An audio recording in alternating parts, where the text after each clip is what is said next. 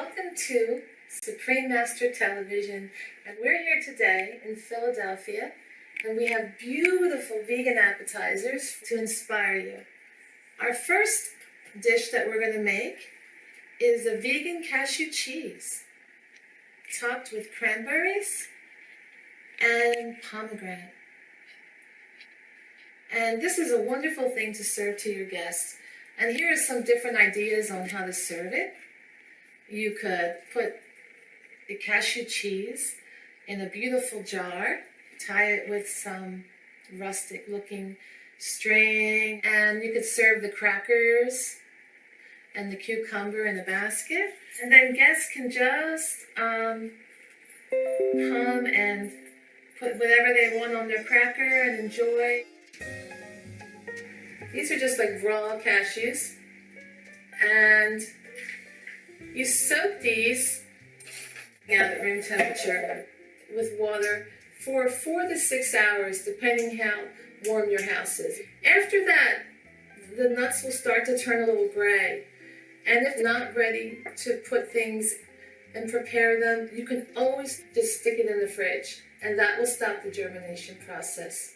Okay? And then we're just going to do the juice of 2 lemons. So we're going to use the zest from the lemons for the cranberry sauce. And make sure you have 2/3 a cup of sugar for the cranberry sauce. And we're just going to use like a little hint of cinnamon and our cranberries.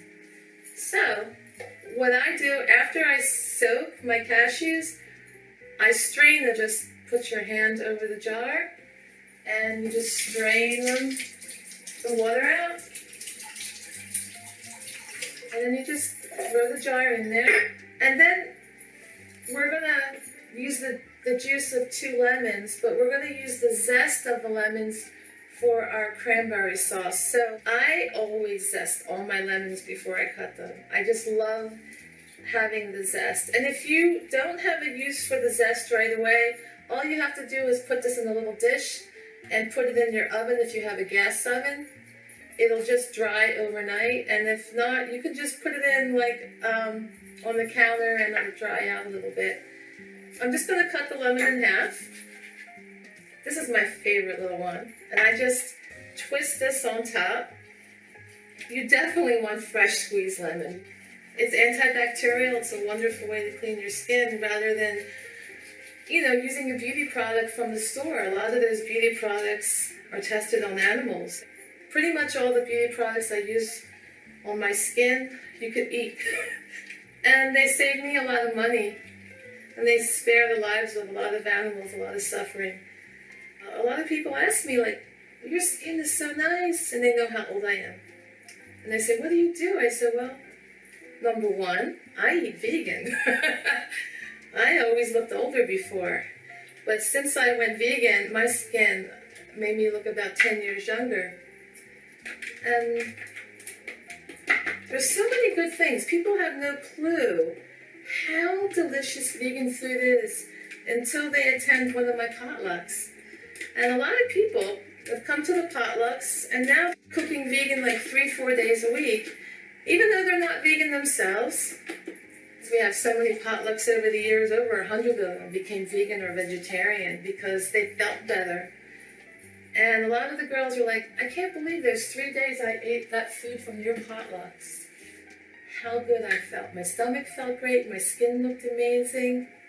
Now either they became vegan or vegetarian, and the rest of them just enjoy doing it part-time, which is always something I want to inspire in people.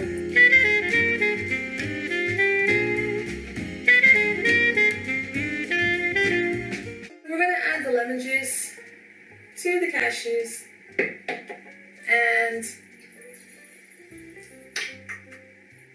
I'm going to add some salt. Just add it to your own taste, and it's going to get a little noisy, all right? So we're going to place this lid on the blender, and we are going to start out slow, and we're trying to imitate the goat cheese texture. So we're not going to go full speed and make it too smooth.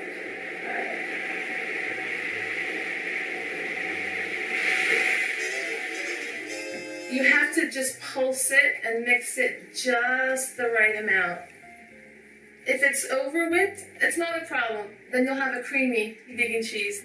And what's nice about this cheese is it freezes really well. You could actually, after you're done, form this into like little, you put those little balls in the toaster oven, and the outside will get all toasty and warm, and the inside will be like a room temperature or refrigerator temperature. And you throw them on a salad. They're beautiful.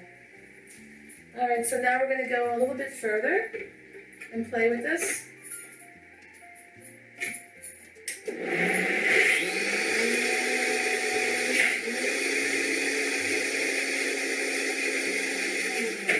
And now we're ready to add a little bit of water.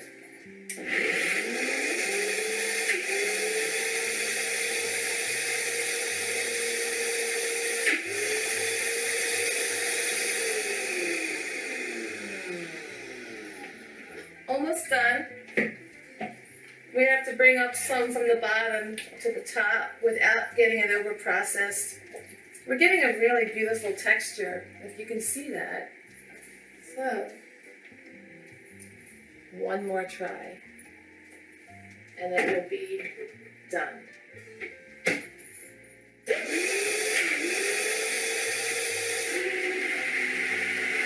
All right. And the amount of water you add is just enough to ward off sounds that the blender makes. And again, if you add too much water, no problem, it's still delicious. Alright, so now we have our vegan cheese and let it cool. And then we're also going to take 2/3 a cup of water, 2/3 cup of organic sugar, and we're going to let this boil for a few minutes. I'm going to add the cranberries. Or you make sure that the organic sugar melts. And then you just add the cranberries to the sugar water. And you're going to cook them for about 10 minutes until they pop, until the cranberries burst.